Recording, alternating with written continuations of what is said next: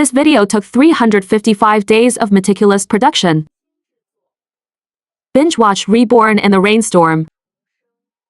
After rebirth, the good and the evil. What kind of showdown will they have? This video is complete. Feel free to watch it till the end. Children under 30, please finish your homework before watching. Remember to turn on your Wi-Fi. At first, people thought it was just an ordinary rainstorm. But the downpour lasted for 3 whole months. No one could have predicted that this was the trigger for the apocalypse. In my past life, my misplaced kindness led me to invite wolves into my home. Ultimately, I was brutally murdered in my own apartment. When I opened my eyes again, I found myself lying on my computer desk. I turned on my phone. The date was exactly 1 month before the rainstorm. I had been reborn. I couldn't wait to rush outside. As a veteran shut-in girl, it had been way too long since I last breathed the fresh air outside. Especially after the rainstorm hit in my previous life. I never had this chance again. First, I went to the supermarket downstairs. I bought a massive amount of supplies. The supermarket owner knew me well. Knowing my shut-in lifestyle, he wasn't surprised that I was hoarding so much at once. The owner had always been good to me. Knowing that I had lost my parents at a young age, he and his wife had always taken great care of me. He lived in the same apartment complex as me, on the 10th floor of my building. Thinking of this, I couldn't help but give him a warning. Bro, you and your wife should stock up on more supplies at home. I saw the forecast. There will be a massive rainstorm in a few days. He was stunned for a moment, but he quickly agreed. All right. As for the things you bought, I'll have my guys deliver them right to your door. I nodded and thanked him. Then I turned and headed to the mall. I bought warm clothes and several power banks. Then I hired a renovation crew to reinforce my doors and windows. Soon, the rainstorm arrived. At first, everyone could still stay calm, sitting at home, waiting for the rain to stop. But as time went on, some people, having almost depleted their food supplies at home, began to panic. They tentatively asked in the group chat if anyone had food to spare. Surprisingly, in my past life, the few residents who had stepped up to share their food chose to remain completely silent this time. Due to the prolonged rainstorm, the water levels surged. Many lower floor residents began finding ways to move upward. Soon after, piercing screams suddenly echoed from my floor. People had already started using any means necessary to survive. And those who were kindest at the start became the first victims.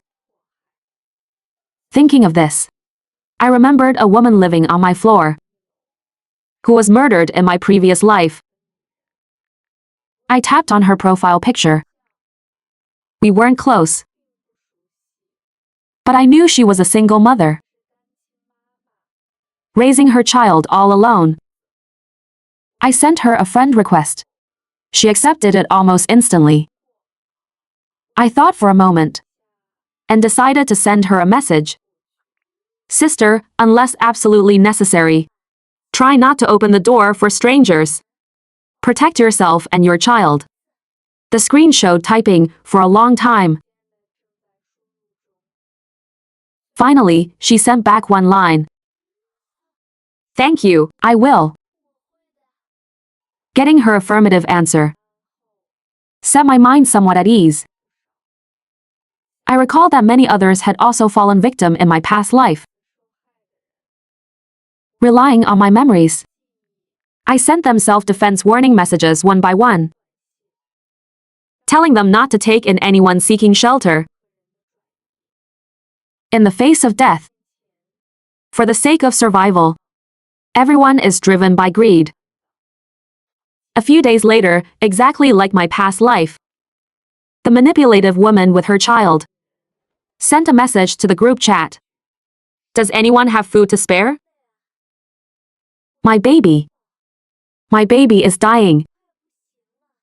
She attached a pitiful photo. I sneered coldly. The exact same trick. This woman really never tires of it. At this moment, I suddenly received a private message. I clicked it and saw it was from the supermarket owner. Jiahua, don't reply in the group. That woman is evil. What's wrong, bro? Why do you say she's evil? I already had a suspicion in my heart, and I was just waiting for it to be confirmed. The screen showed typing. It took him a while to send the next message. Jiahua, we don't need to hide this from you. Your sister-in-law and I are reborn. In our past life, we were murdered by those very beasts. Although I was somewhat prepared, hearing my theory confirmed still gave me a jolt. Bro, I understand. Because I'm reborn too. Everything that happened in the past life, I remember it all. I cross-referenced the past timeline with the owner, only to discover, in his past life, he and his wife had out of the goodness of their hearts given shelter to that family of 3, but the very next morning when he woke up, he found himself tied up. He tried to fight them desperately, but because his limbs were bound, he was easily beaten down by 2 strong thugs. Eventually, both he and his wife died in a pool of blood. I quickly realized something and asked, bro, so that family of 3 was the woman, the child, and a middle-aged man, right? Yes. But the next day, another massive guy appeared out of nowhere. Everything clicked in my mind. So, initially, the woman claimed she lived in room 107. But I vividly remembered the day I agreed to give her food in my past life. Her profile clearly said she was in room 306. I finally knew the reason why. I clicked on the profile of room 306E's actual resident and sent a friend request. It was an account with a cute rabbit avatar. I got straight to the point. Hello.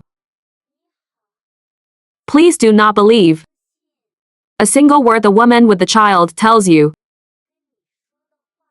Perhaps my message was too abrupt. They replied with a simple question mark. I gathered my thoughts and tried to explain the situation in a few sentences. That woman will bring her kid to beg you for food. But when she comes to you, she will bring 2 strong thugs to overpower you. She wants far more than just the little food you're willing to spare. After a long pause, they finally replied. You are reborn too, aren't you? I finally confirmed it. The residents who were murdered by those thugs in the past life. Perhaps even heaven couldn't bear the injustice. They had all been reborn alongside me. I added them all into a private group chat. The vengeance of our past lives, not only will we take it, we will also live a good life and watch them perish. One resident in the group, who recognized the deceitful woman, spoke up. Those 2 big guys with her. One of them is her husband. The other one is their neighbor. I checked the floodwater levels. It was about to submerge the second floor. I instructed the low-floor allies to move upward, but warned them not to attract that gang's attention. In my past life, besides this woman who used her child to scam people, there were other scumbags who would do anything to survive. Everyone reached a consensus. I then typed in the group, "I live on the highest floor among us, so my place should still be considered safe. Because not many people live on my floor, and there are many empty units. It's relatively safe for now. Residents of 306 and 411. You guys move up first and transfer to the supermarket owner's apartment in 709. As for the other allies on higher floors, stay put for now. I will team up with the sister from 1913 to investigate our floor, to see if there are other survivors here." After the single mother in 1913 put her child to sleep, she came out to meet me under the cover of night. We checked the doors one by one.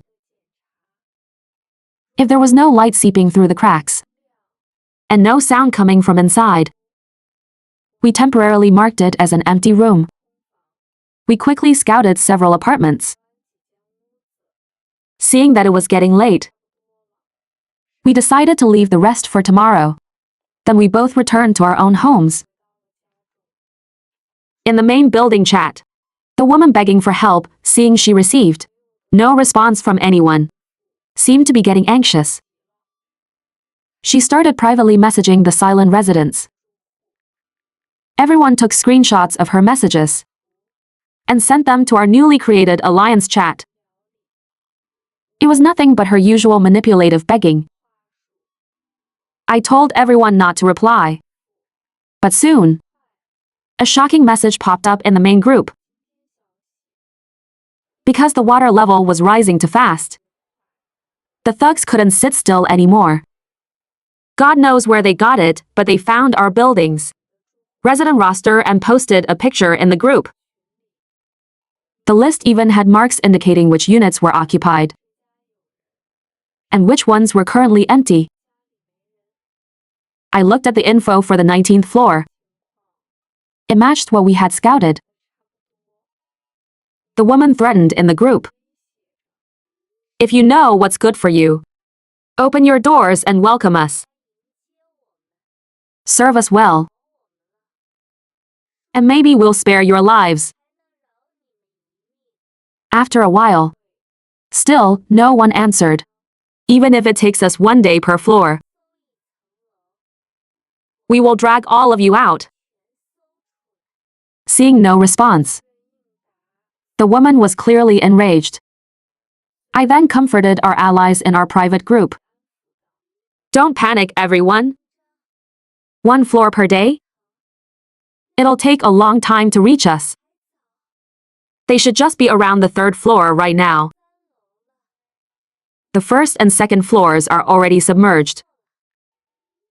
There are over 40 units on each floor. If they have to break into them one by one, forget 1 floor a day. Even 1 floor every 2 days is a stretch. Besides, without keys, breaking down doors takes time." The 2 reborn allies from the lower floors have already safely relocated to the supermarket owner's place. As for the other residents, they can only pray for themselves.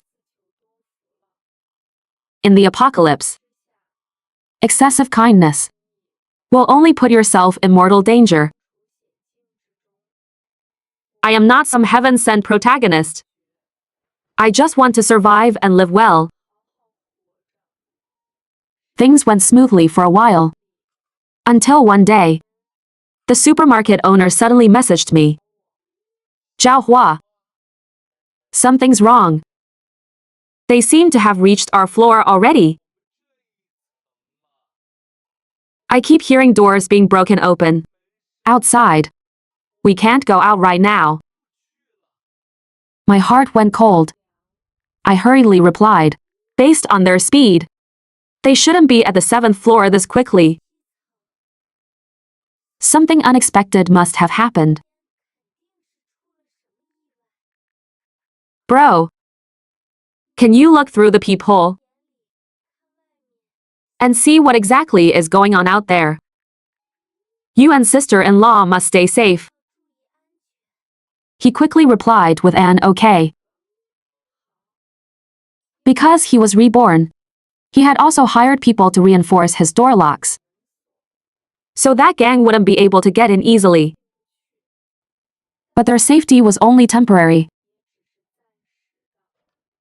If anything went wrong, we would not sit around waiting for death, nor let ourselves be slaughtered.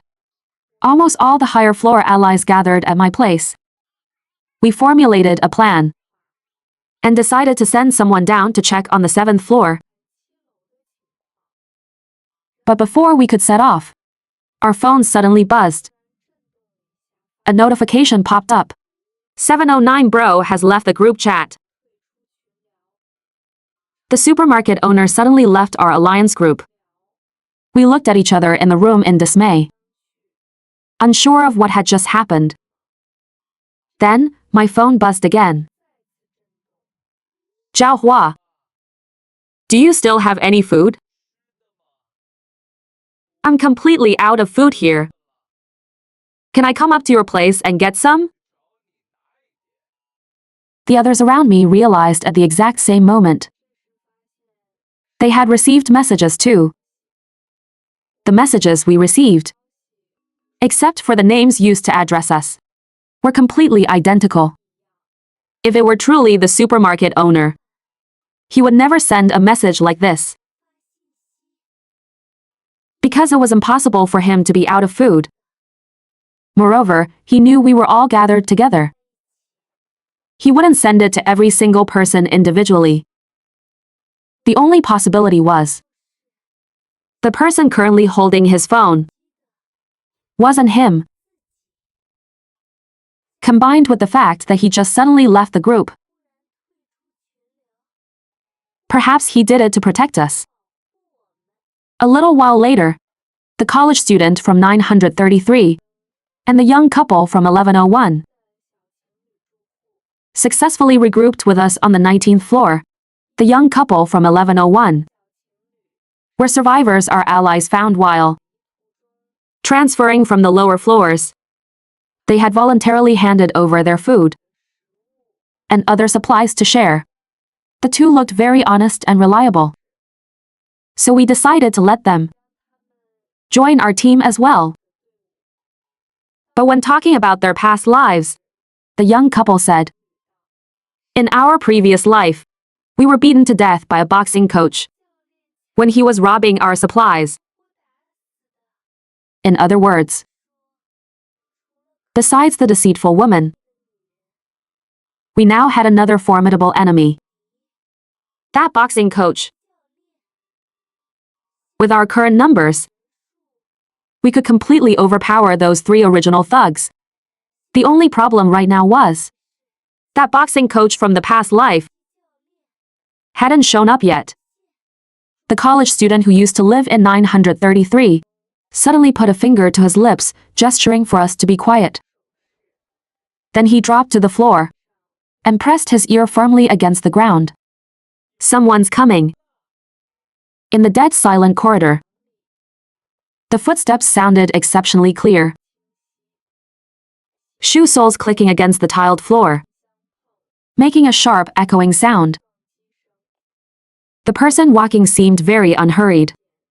Judging by the footsteps, it seemed to be just one person. We all stopped talking and stared intently at the door. Soon, the footsteps faded away. We secretly let out a sigh of relief. But a few seconds later, a knocking sound suddenly echoed through the corridor. The knocking wasn't loud, even though it wasn't at our door. Our hearts still leaped into our throats. We couldn't tell for sure which door was actually being knocked on. Quickly, the knocking outside became urgent and violent. Then, a sharp whistle pierced the air. The knocking stopped, followed by another set of footsteps, moving from far to near. Then, the footsteps completely vanished. I pressed my eye against the peephole and strained to see as much of the corridor as possible. But I didn't spot anything unusual. We didn't sleep well that night. We had lost contact with the supermarket owner and his wife. And as for the knocking last night, who exactly was it?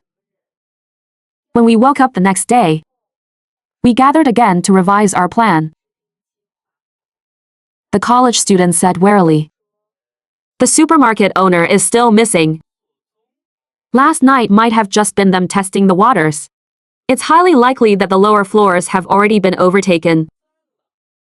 Instead of sitting here waiting to die, we should take the initiative.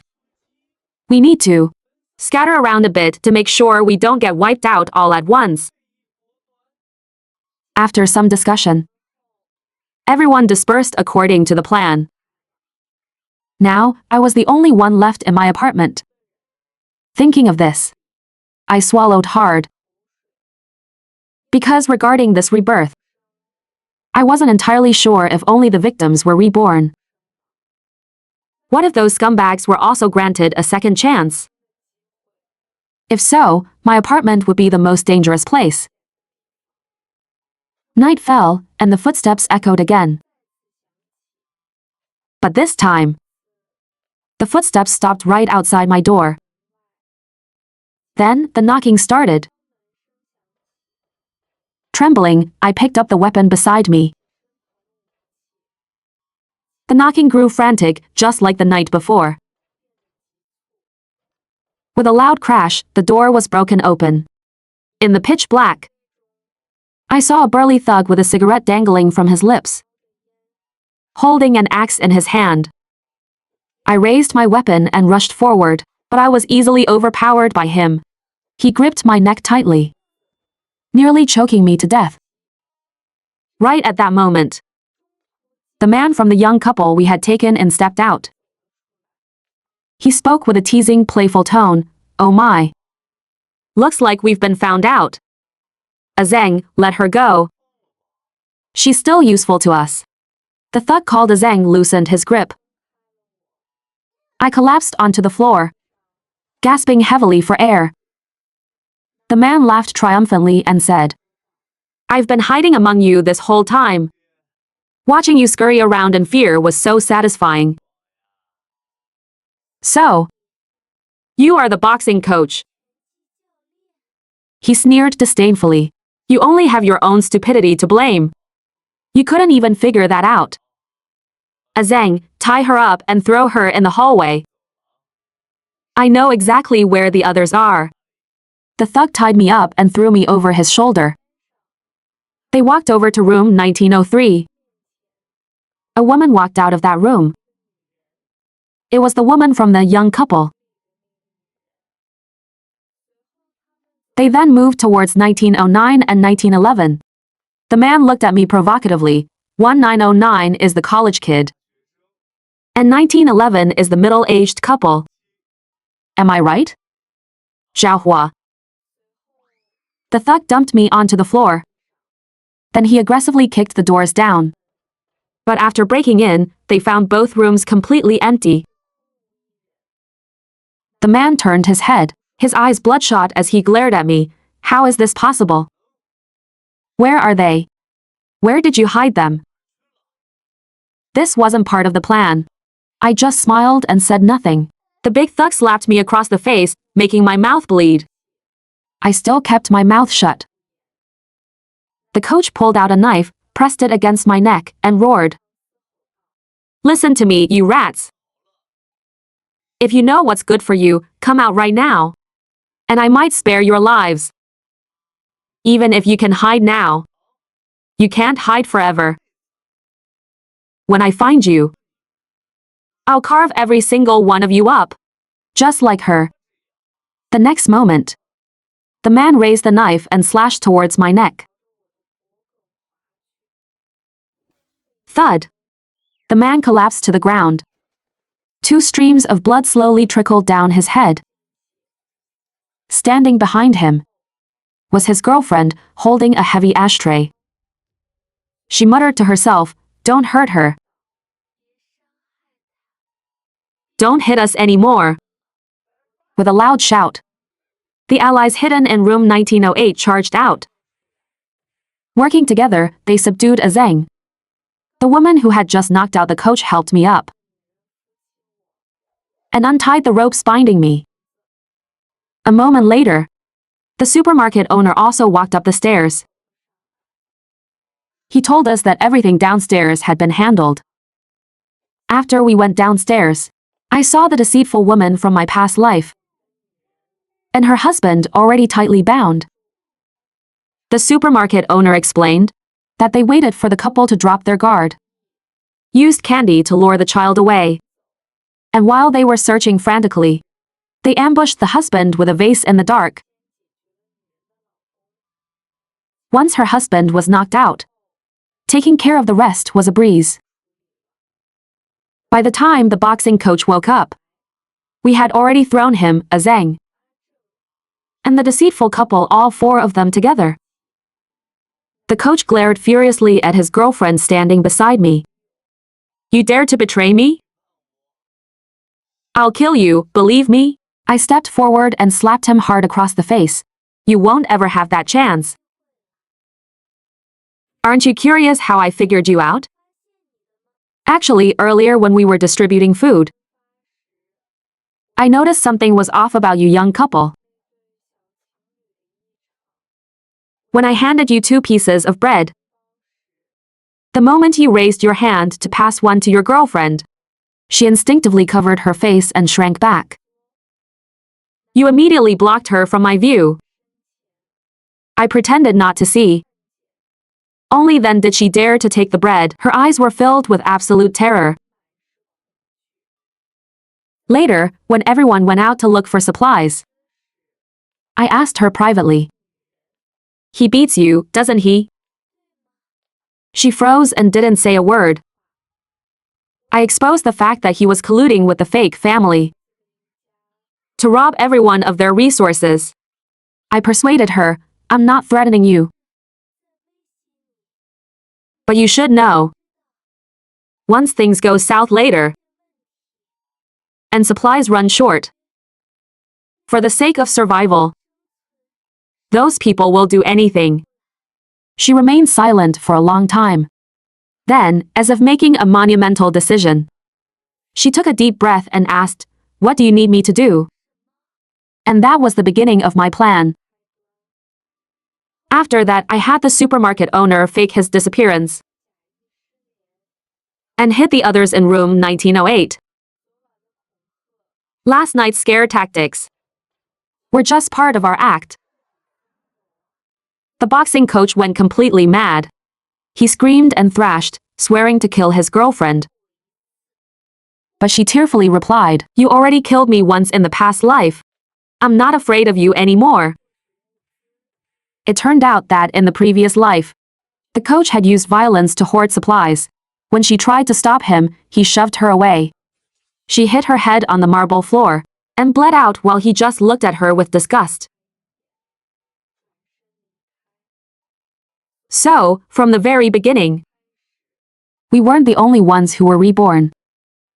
The woman who used her child to deceive people knew her old scam wouldn't work anymore. So she sought out the one who survived till the very end last time, the boxing coach, and allied with him early on. Even though in the past life, they ended up as bitter enemies fighting for resources. In the eyes of these villains, as long as there are mutual benefits, they can always work together. So, right when the apocalypse started, they had already raided many apartments to infiltrate our ranks. They sent the boxing coach and his girlfriend in as spies. Because no one from the past life had ever seen them before. They had always been the masterminds pulling strings from the dark. Only in this life did they truly step into the light. After we locked the 4 villains in room 1905, we gathered all our supplies together. The apocalypse is still ongoing. The rainstorm outside hasn't stopped. But these supplies are more than enough for us to survive this natural disaster.